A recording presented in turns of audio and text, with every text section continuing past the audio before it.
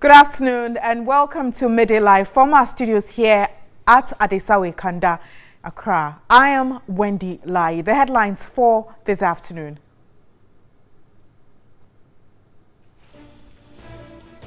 Portions of Accra-Kaswa Highway Road closed to vehicular traffic from today till 10 a.m. Monday, August 6.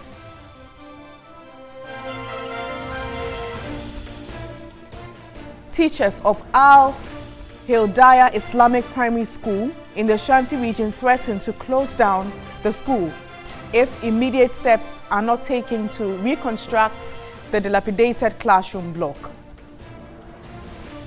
On the firing front, Venezuelan President Nicolas Maduro survives drone assassination attempt.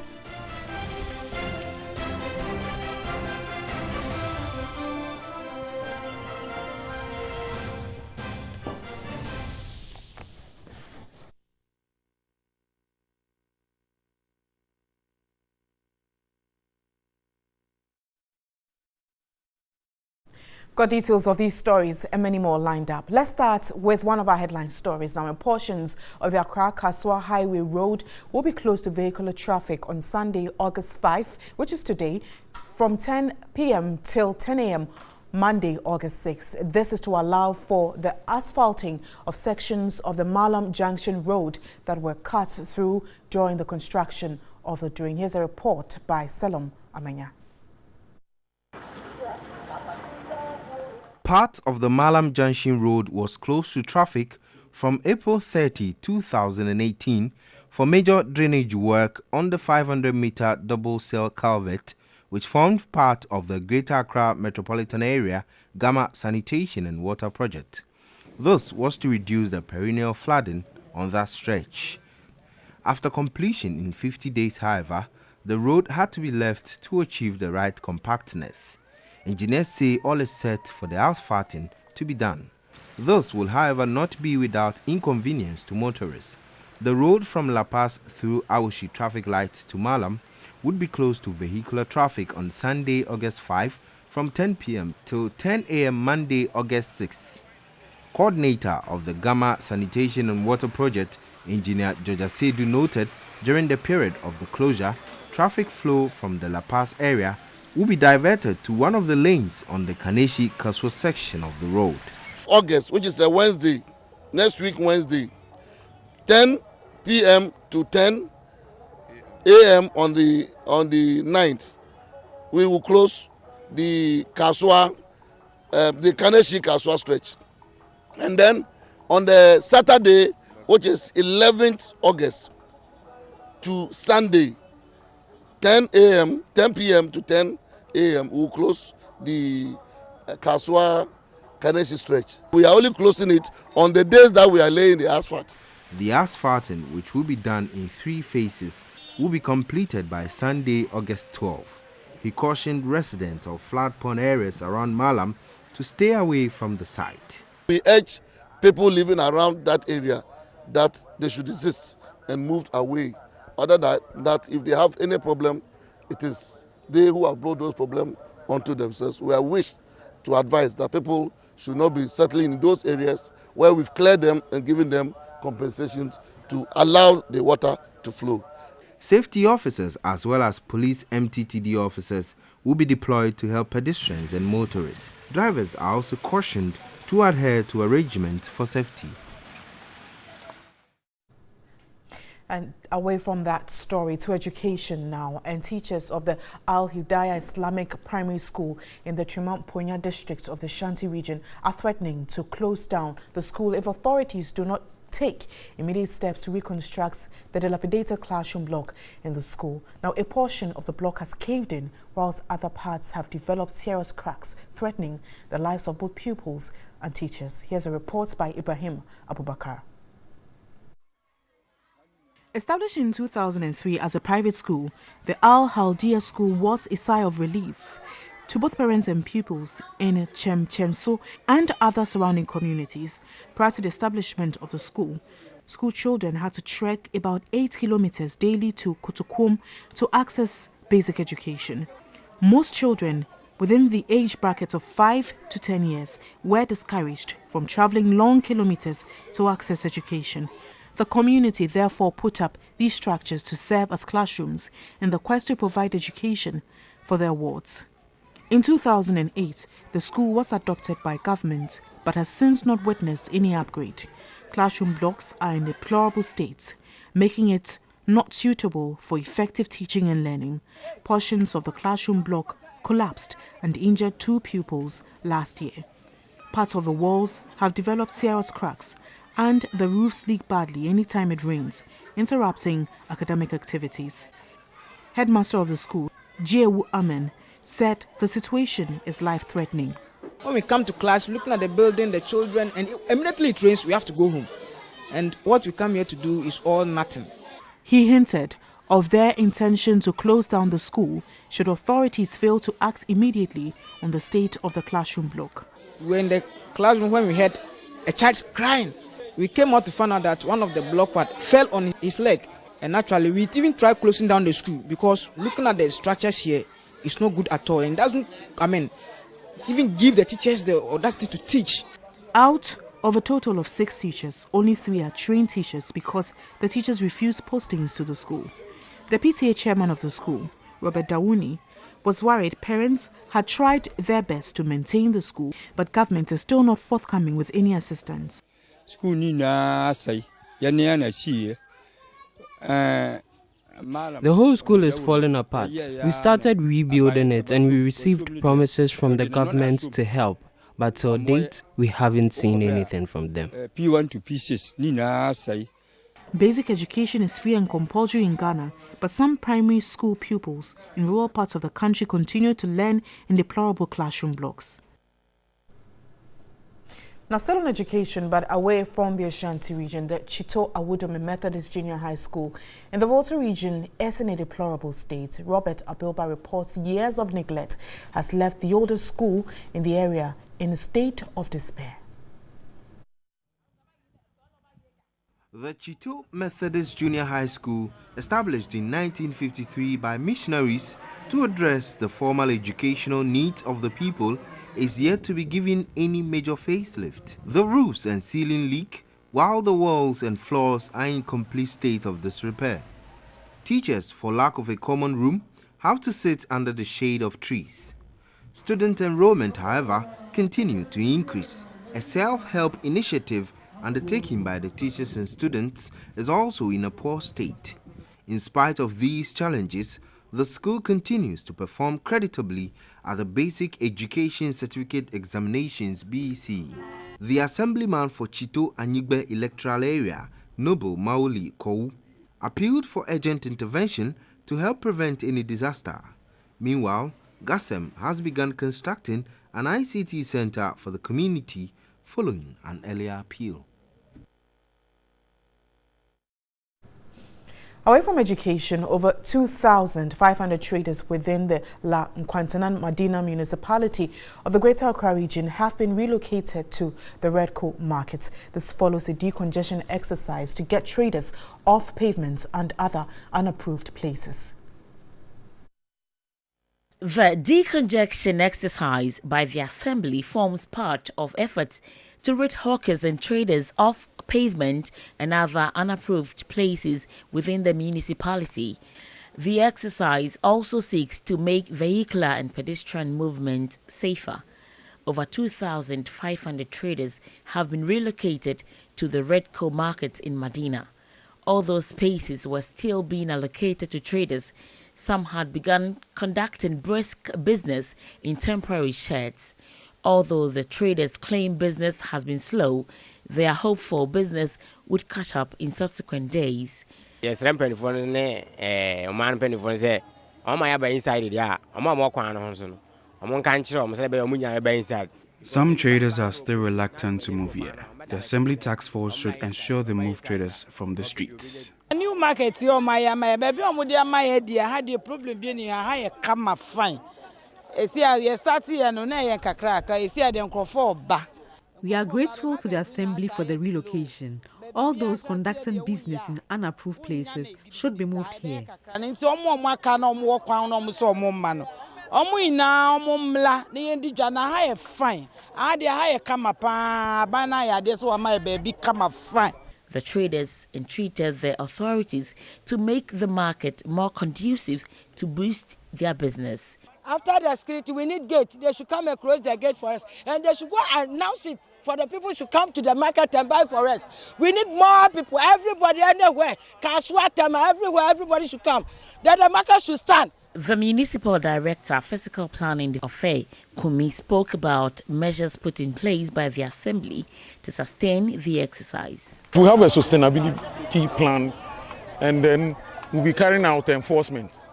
And then those who still persist in selling in the streets will be arrested and, if possible, get their items seized.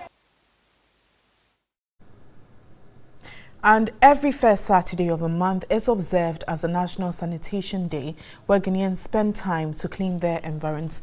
At the Kaneshi markets in Accra, traders, sanitation officers and patrons of the market came together to sweep the area and the silt-choked gutters. It is the first Saturday of the month of August, and as observed monthly, the National Sanitation Day is being marked here at the Kaneshi market in Accra. The authorities in the area embarked on a clean-up exercise by desilting choke gutters and sweeping the streets. Surprisingly, some traders were seen selling foodstuff just in front of a gutter during the exercise. We know today is sanitation day, but we make more sales in the morning. That's why we are unable to take part.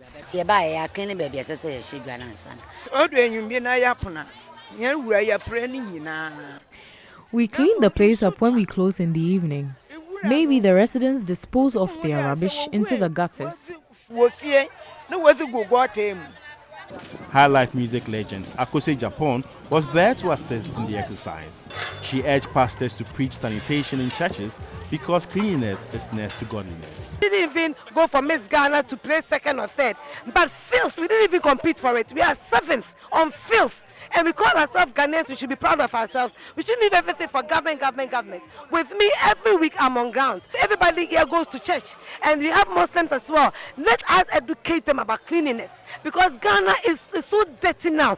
The chairman of Okankwe South Sub-Metro and assemblyman for Kanchia, Ibrahim Ankra, promised to intensify education to ensure the traders participate in the exercise. It's not only sanitation day, it should be everyday cleaning exercise. That is what we need, because Kaneshi is a market for about 8 or 10 electoral areas. People are coming out of Accra to trade here. The corporate affairs manager of Zoom Lion Ghana Limited, Daniel Ohinioben, advised Ghanaians to have attitudinal change. The gutters are choked, all the places are covered with filth, because we think it is only Zoom Lion that has to clean up the whole environment, but no. To some more stories, and the Deputy Chief Fire Officer in charge of Rural Fire, DCFO Robert Semako Fiajo, has bemoaned the sighting of structures on wetlands and waters which have caused needless deaths and damage to property during heavy rains. He made the observation after a field assessment on some flood-prone areas in Cape Coast. That's the Cape Coast Metropolis and Commander Edina Iguafu Ebri Municipality in the Central Region. The Central Regional Capital, Cape Coast, and some other parts of the region have recorded floods during rainy seasons. Some of the areas the team visited include Adisadel and Ibrua, the Cape Coast metropolis. At Adisadel, this stretch close to the regional offices of the BNI was of concern to the regional NADMO director, Apia Mensah, who called on the Cape Coast Metropolitan Assembly to salvage the situation by ensuring proper drainage systems were constructed. The Deputy Chief Fire Officer in charge of Rural Fire, DCFO Robert Semako Fiajo, called for pragmatic steps to prevent disasters caused by floods. Even if we should break down certain properties so that we don't experience this type of flooding, because when it floods, sometimes lives are involved. At Broibima, a suburb of Elmina, in the Commander Edina Iguafu Ebirim municipality, which is one of the major flood-prone areas in the central region, The team expressed worry about the unavailability of proper drainage in the community. These culverts were acquired through funds raised by members of the community. It was directed at addressing the drainage problems. The project was, however, halted after the 2016 elections. Contribution to work from war. Then when you go to from my hand. The chiefs in these communities asked members in the town to contribute to help construct the drainage system. But up till now, it has not been done. The municipal chief executive of Commander Edina Eguafo Ebirim municipality, Apia Kurang, hinted the assembly will demolish all illegal structures which cause floods in the area. If it is not demolished and one person dies, in fact, nobody can replace the soul. So if there's a need to demolish it for the betterment of the soil, I'm prepared to do so. And also the Western region, and the Takoradi Magistrate Court has handed down various imprisonment terms to an 8-member stowaway syndicate operating in the Takoradi port. Now, the syndicate in 2017 facilitated the stowaway of 13 persons to Spain. The prosecutor, Chief Inspector Isaac Mensah Appington, told the court the Marine Police in 2017 commenced investigations into the disappearance of 13 young men who escaped from lawful custody after being brought back to Ghana from Spain, where they had stowed away to. One of them, a 31-year-old refrigeration mechanic, Kweku Ejari, was rearrested, and he mentioned 28-year-old Peter Ama and 55-year-old Douglas Akon, both dock workers, asked the facilitator of the stowaways. 5 security men and some tally clerks of some shipping companies were also arrested. Their modus operandi is to facilitate the entry of stowaways into suitable containers bound for Europe, charging them between 1,000 and 3,000 cedis as facilitating fees. Peter Ama and Douglas Akon were sentenced 4 weeks imprisonment, in addition to a fine of 50 penalty units. These are the 2 recruiters, and they receive monies from people. Marine Police Commander ACP Seidu Idi disclosed 10 people were arrested in July at the Takoradi port for attempting to stow away on a ship. When vessels come here after conveying whatever they came for and they are leaving and they discover stowaways, by laws of the sea, they are supposed to bring them back, and it costs a lot, so it will discourage shippers or shipping lines. In the related development, the Takoradi Circuit Court has sentenced 5 persons who attempted to stow away to Europe to 5 weeks imprisonment and also fined 600 cedis each. They are Joseph Akon, 35, Isaac Queno, 30, Francis Kofi, 26, John Afu, 26, and Charles Eshan, 23. 25-year-old Ebenezer Pra, who made his 3rd appearance before the court, was sentenced to 2 years imprisonment. Now to politics. A former lawmaker and member of Professor Joshua Alabi's campaign team, Ni Amasana Mwale, says Professor Joshua Alabi will only campaign on the legacy of the National Democratic Congress and not on the legacy of former President John Mahama. His comment comes at a time the National Democratic Congress, NDC, has opened nominations for the flag bearership race. Professor Joshua Alabi, one of the presidential hopefuls, is coming into the National Democratic Congress flag bearership race as a first-timer. Professor Joshua Alabi, together with some other presidential hopefuls, will come up against the former president of Ghana, John Dramani Mahama, who is yet to make his intentions clearly known. As a member of Professor Joshua Alabi's campaign team, Ni Amasana Mwale said there were certain projects that were completed by John Mahama, which were actually started by the late Professor Atta Mills. The aluminium fish processing plant, Mama finished it, Atta Mills started it. So who do we give it to? I was then the deputy minister in charge of that project. So who do Atta, because the fishermen in Elmina knew, or they know, that it was President Professor John Evans Atta Mills who was doing that thing for them. So do we say it's Mama's legacy or Atta Mills' legacy? It's the legacy of the NDC. The legacy of NDC is the legacy of 3 presidents, Rawlings, Atamis, and John Mahama. But the Greater Accra Regional Chairman of the NDC, Adekoka, has discounted these claims, saying Professor Joshua Alabi cannot talk about NDC achievement without making direct reference to the former president. Because at the end of the day, it is the institutions and the people that leaves a legacy behind. The argument is neither here nor there. It's just a matter of semantics. So I believe that whoever is made a flag bearer of the NDC will have to campaign on the legacy of the NDC. But that legacy was made by certain people. Otherwise, the NDC as a structure cannot, by its own, define a legacy. The NDC presidential elections is slated for December 7, having open nominations for the interested candidates. Member of Parliament for Yonyo Joseph Nabu has denied signing a list to endorse former President Mahama to become the flag bearer of the National Democratic Congress. Speaking to our reporter Evelyn Tingma, he advised the party to look beyond 2020 as the former president may not be able to contest again should he lose the 2020 elections. The Yoyo MP said he has categorically told the NDC MPs who support the former president that he does not endorse his candidature for the 2020 elections.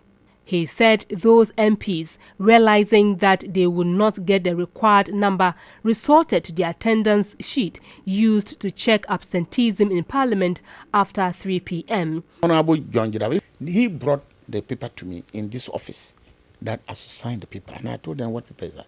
That they are doing those who are supporting Mahama. And I said, do they have ass blocks locked up in their ears? Don't they know that I'm supporting Honorable Bagwin? They waited. When we were now doing the attendance sheet, when we were signing the attendance sheet, then they also added some papers.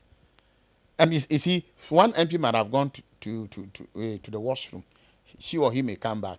He will see that people are signing that paper, thinking that it is normal routine of the attendance sheet.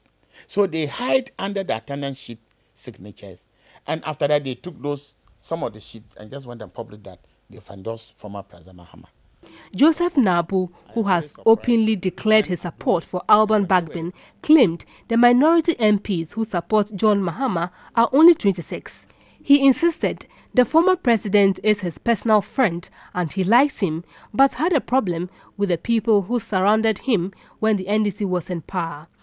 In my speech, which I refer that it was through his doing that we lost, I mentioned Stan Dogbe, I mentioned Phyllis Kwashi, I mentioned Dr. Omanebo Amo and others. And they are still surrounding him. If I were him, he had to do overhauling of his team. If he does the proper overhauling of his team and he wins the primary, Babwin himself may join him. He will join him, not that he may. The Yoyo MP urged former President Mahama to step aside for someone else to contest in the 2020 elections, questioning his ability to contest in 2024 should he lose the 2020 elections. He is going to contest 2020. In events, he did not win. Are we going to use him in 2024 again? That is the question to NDC member to be thinking. He is level only one term. Why can't you voluntarily, gentleman agreement, and say, oh, look, I will not go. All of you should go. Whoever wins, we'll all bring our hands together and support the person. He has already gained international recognition. He has gained it. He's popular all over. Then why? He advised the NDC presidential aspirants and their supporters to engage in decent campaigns.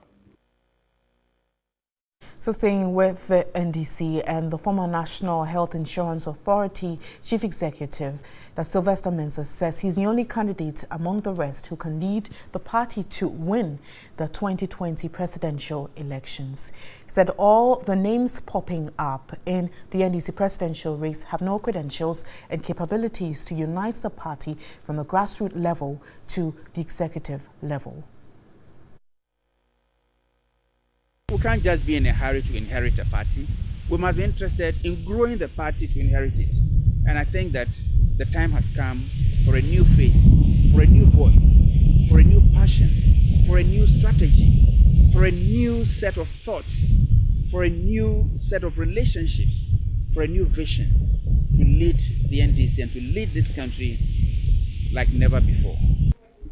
He said the National Democratic Congress, the NDC, is on the threshold and needs a leader with vision, integrity and credentials to ensure the party wins power in the 2020 elections. The NDC cannot, as a party and in government, operate the same way it has done in the past. We have aspirations like anybody else. We have talents like anybody else. We have the ability to develop and transform this country like anybody else, if not better. We want to call on all of you to consider Sylvester Mensah when the time comes for you to vote. He stressed he is the only candidate among the rest who has the capability to unite the party from the grassroots level to the executive level. There's a task that requires a taskmaster. There's a job that requires some urgency. I don't see anyone performing with the kind of urgency required as I'm committed to. And I'm committed to ensuring that I deliver on that task. Away from politics, and the Osu Shelter for Abused Children is seeking support to trace the parents and guardians of some 7 children in the custody of the facility. The children were brought to the shelter in November last year. The children include 8-year-old Victoria Ansa. She was brought to the shelter on November 20, 2017 from Kwame Nkrumah Circle. She claimed to have come from Takrady. 13-year-old Christabel Owusu was found at Makola on March 12, whilst 7-year-old Percy was found loitering around Kaneshi First Light on April 9, 2018. Bright Parkway Sinto, 13, a native of Sefi Samlaboy, was found loitering around Medina Lorry Park. The rest are 10-year-old Salom Yaugeli from Aveyi Mebato, who was found around Hong Kong Kwashimang on May 22, 2018. There is also a 10-year-old boy who was found loitering around Accra Shopping Mall. He told social workers he hails from Takrady but could not provide further details. Anyone who knows any of these children or their relatives should contact the Osu Shelter for Abused Children. And also to some more, and the police in Osu and Accra are seeking public assistance in tracing the whereabouts of a 19-year-old Dorothy Na Oyukwoti. Dorothy reportedly left their Osu residence on July 20 to check her results slip in her former school, but has since not returned. Efforts by both parents and the Osu police to trace her whereabouts have been unsuccessful. Anyone with any information on the whereabouts of 19-year-old Dorothy Na Oyukwoti should please contact the Osu Police or the nearest police station. Volunteers may also call the police emergency number 191 or the MTN Vodafone Crime Fighters toll-free number 18555 to assist.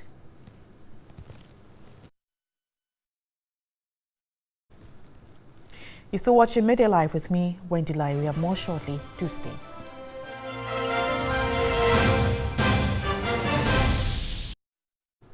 Thanks for staying. Let's look at some mission stories now. And months after mission reported on the state of inadequate health facilities in the Bongo district of the Upper East region, the District Assembly has almost completed a new health center at Bungosoy. The facility, which will serve over 1,500 people, will reduce the pressure on the only facility in the area.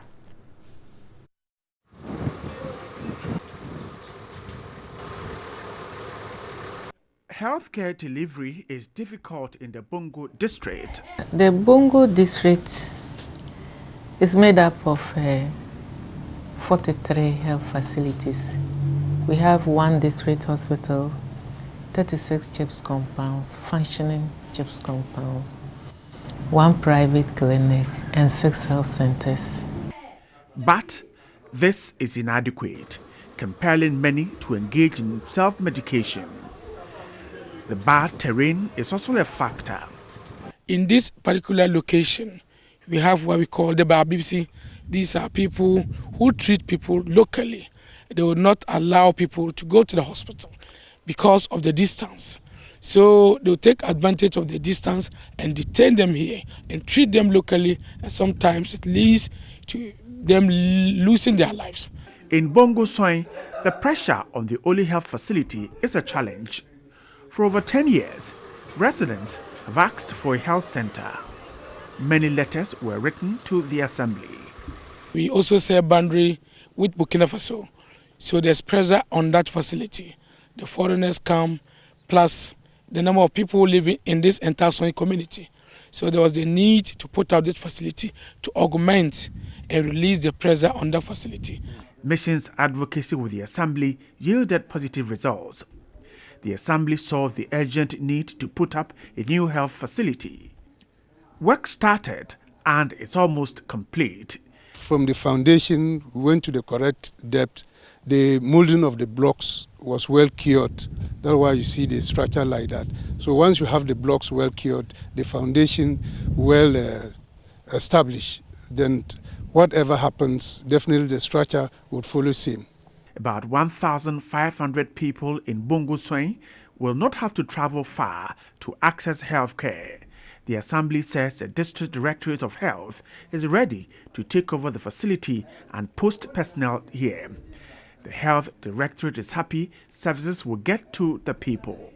Meanwhile, the District Assembly is poised to expand facilities at the Bongo District Hospital to improve healthcare delivery. Our information stories, and the Ghana Police Service says it will now use excellent interpersonal, problem-solving and conflict resolution skills as key considerations for recruitment into the service. Inspector General of Police David Asante-Pietu maintained physical attributes of height, weight and brute strength have over the years failed to be the best resource in contemporary policing. The ongoing transformation agenda by the police administration and the fight to rebuild public confidence in the Ghana Police Service has taken a nosedive following recent occurrences and misconduct of some personnel of the service. Addressing the annual Police Ladies Association meeting in Accra, the Inspector General of Police, David Asante-Pietu, linked the continuous and professional conduct of some personnel partially to the inherited recruitment process. Policing in recent times is changing from leaning heavily toward physical attributes such as height, weight, and brute strength to considerations of attributes like excellent interpersonal, problem-solving, and conflict resolution skills. The Inspector General of Police, however, praised the 30% female population of the police for consistently keeping good record in their daily duties. Women often approach and solve problems from a different angle than their male counterpart. And my administration recognizes these differences and sees them as a vital component of a great team. In the end, the dream of gender parity is a dream for enhanced performance. The excellent performance of our policewomen in the UN peacekeeping missions, such as UNAMID in Sudan, is a story worth priding in. President of the Police Ladies Association, COP Beatrice Zakpa Vip Zanziri, called for the engagement of female police personnel in more top management positions. Currently, there is no female regional commander or second in command in any police region. I would therefore like to use this opportunity to appeal to the Inspector General of Police to consider appointing qualified women to some of the regions when there are vacancies. The two-day meeting was on the theme, the role of police women in the transformation agenda. The meeting attracted participation from sister security services, the Interior Ministry and the Canadian High Commission. You're still watching Media Live with me, Wendy Lai. On the Islamic calendar, the Hajj pilgrimage of this year commences on Sunday, which is August 5th today, and the Ghana Hajj Board is putting in the necessary measures ahead of the travel. A number of Ghanaian security personnel will be accompanying the pilgrims to ensure their safety. The Ghana Hajj Board is preparing to accommodate 5,500 pilgrims this year as compared to 6,200 pilgrims that were accommodated last year.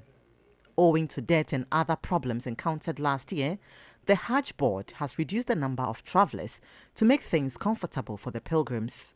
Speaking in an interview with Dr. Abubakari Siddiq Ahmed, the Director of Communications Ghana Hajj Board, he said a total of 19 flights have been chartered, out of which 9 flights will cater for Tamale and 10 for Accra. He explained some preparation the board is making to ensure smooth travel this year. We want to ensure that we don't have any congestion here, and we do not want to have any challenges. The best thing to do is to quickly hand over the passports to the various agents. And this has been the first time in the annals of Hajj that 2 weeks to the very first flight, such information is out. So this gives the agents as well as the Hajj, which gives us 2 categories of payments, either through the bank account of the Hajj Board or to the agents. The agents have been directed. What we are doing this year is to group them from here and allow them to fly according to their agents. So if an agent has, say, 1,000 pilgrims, we will have groupings of 50 for the 1,000. And that group would be put on one flight until all the pilgrims of that particular agent have filled the flight.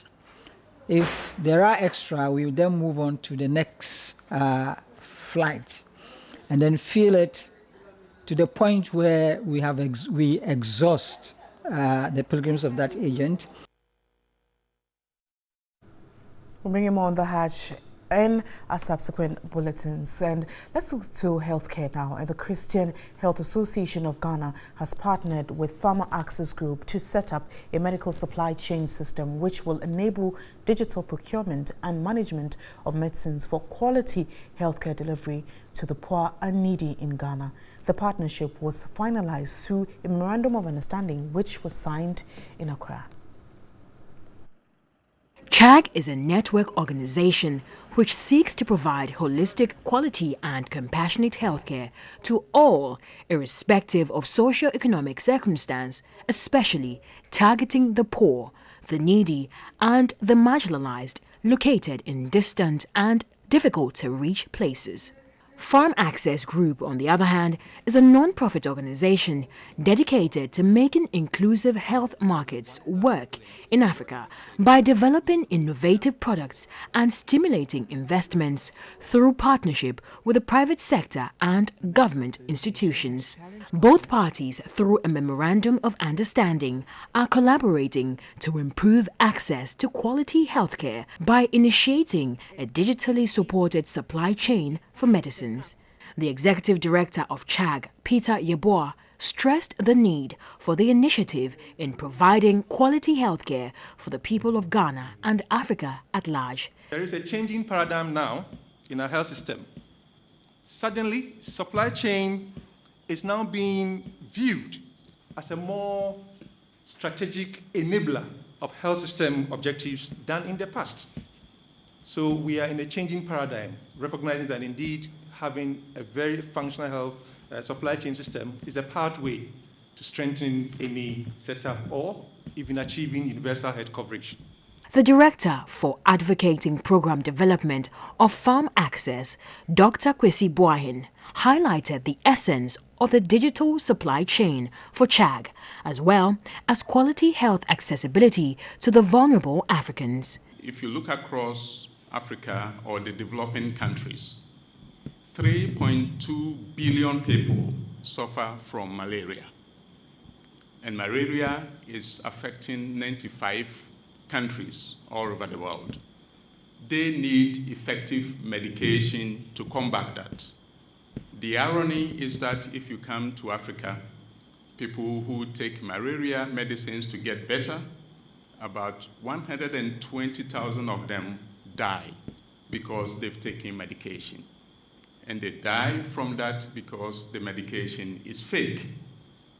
The essence of the digital supply chain system is to change that preventable causes of deaths.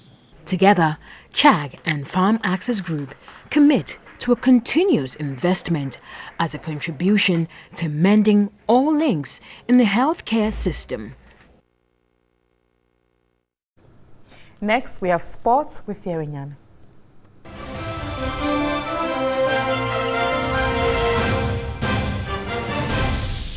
As well, you're still watching Midday Live, and let's do some international news now. Live footage of his speech shows the president suddenly looking upwards, startled, and dozens of soldiers running away. Mr. Maduro has blamed Colombia for the attacks, something denied by Bogota as a baseless accusation. 7 soldiers were injured and several people were later arrested, Venezuelan authorities had said. The incident happened when Mr. Maduro was speaking at an event to mark the 81st anniversary of the National Army. 2 drones loaded with explosives went off near the president's stand, the communications minister said. Mr. Maduro said later in a national address, a flying object exploded near me, a big explosion. Seconds later, there was a second explosion. Photos on social media showed bodyguards protecting Mr. Maduro with bulletproof shields after the alleged attack.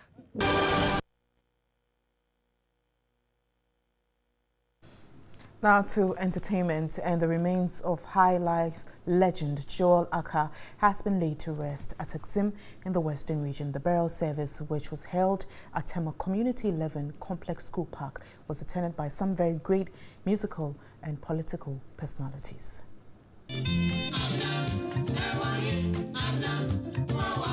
Joel Aka, who died on Friday, April 27 at 73, after battling stroke and other sicknesses for 10 years, was laid to rest Saturday at Axim in the Western region.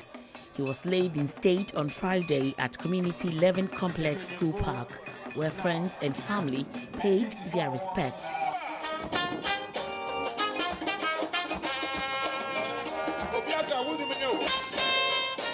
Present at the funeral was ex-President Jerry John Rawlings, General Secretary for the NDC Johnson Nesiedin Ketia, Paramount Chief of Lower Axim Nana Atiburukusu III, Jedublay Ambule, and some renowned high-life musicians. Even though Bessa Simon, Vice President of Musica, gave an open invitation on Onuya FM's Enijemre to the young artists to attend Joel's funeral, none of them was seen. Speaking to ex-President Jerry John Rawlings, he described Joel Aka to be a man of principles who looked at his values before money. If he wasn't a principled person, extremely principled, he wouldn't have joined us and been such a great inspirer as he turned out to be, based on principles. Money didn't come before his values. His values came before money. Yabwa Tinjan, former national organizer of the NDC, also described Joel Aka as a legend and said he was just like a brother to him. I'm one person who lived closely with Joel for a very long time. I loved his music, I love his voice, the way they play, that fancy high life. Joel's only surviving sister and some very notable figures in the arts and entertainment industry shared their general feelings.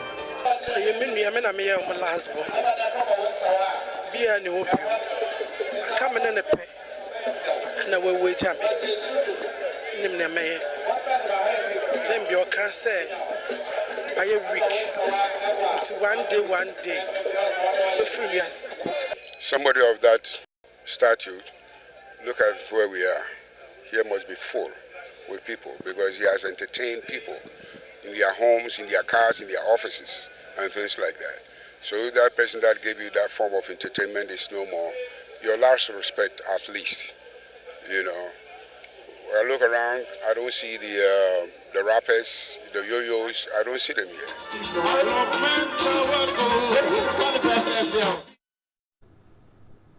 May his soul rest in peace. That's all for this afternoon. I am Wendy Lai. Remember, News 360 is at 7. Enjoy the rest of our programs. Do have a good afternoon.